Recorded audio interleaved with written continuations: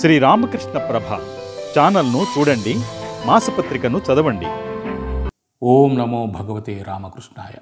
వేదాలు రెండు భాగాలు, జ్ఞానకాండ, కర్మకాండ.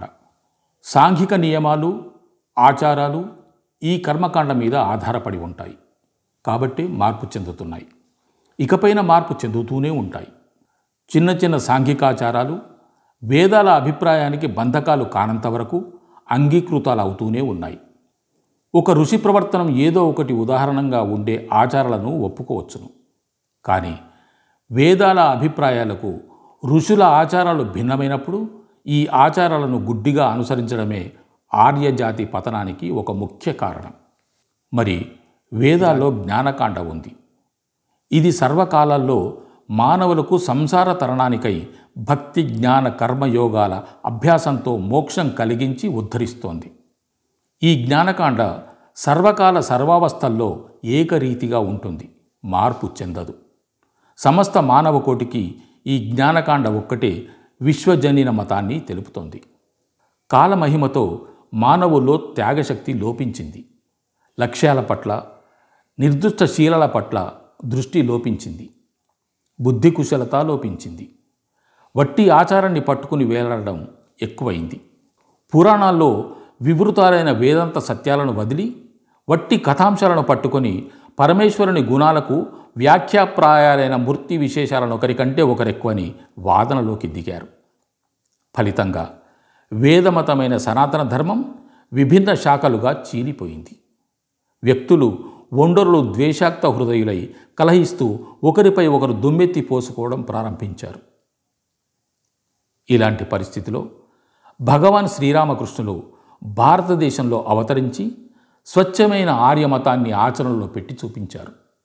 బహుశాఖలుగా చెదిరిపోయిన సనాతన ధర్మ ఏకతా స్వభావాన్ని ప్రదర్శించారు. ఈ శాఖలు పైకి భిన్నంగా కనిపించినా, పరస్పరం కలహ సంకులాలై ఉన్నట్టుగా తోచినా, విభిన్నంగా అగుపడుతున్నా, ప్రజలందరినీ తప్పుతోవలకు ఈడుస్తున్నా, విదేశీయుల చేత అపహాస్యం పాలవుతున్నా, వీటిలో అంతర్లీనమైనది సనాతన మత ధర్మం ఒక్కటే. శ్రీరామకృష్ణులు తమ జీవితాన్ని ఈ సనాతన ధర్మానికి ప్రతిబింబ రూపంగా, ఉదాహరణగా ప్రదర్శించి చూపారు. ఇంతకు పూర్వం ఎన్నడూ మన దేశాన్ని ఇంత గాఢాంధకారం ఆవరించి ఉండలేదు. ఇప్పటి మన పతనావస్థ పూర్వపు మన సమాజ పతన స్థితి కంటే ఎన్నో రెట్లు లోతైనది. దీనితో పోలిస్తే పూర్వపు పతనం వట్టి గొడ్ల కాలిగిట్టల గుర్తుల వంటిదే. అందువల్ల ఇప్పుడు పొందిన పునరుజ్జీవనం ముందు పూర్వపు పునరుజ్జీవనం సూర్యుని ముందు దివిటి వంటిది. ఇప్పుడు అభివ్యక్తమైన నూతన శక్తి ముందు పూర్వయుగాల్లోని శక్తి విజృంభణలు వట్టి పిల్ల సమేరీల వంటివి. ప్రస్తుతం ఆధ్యాత్మిక పునరుజ్జీవనం వల్ల ఈ చెదరిన లక్ష్యాలను చేరదీసే వీలుంది.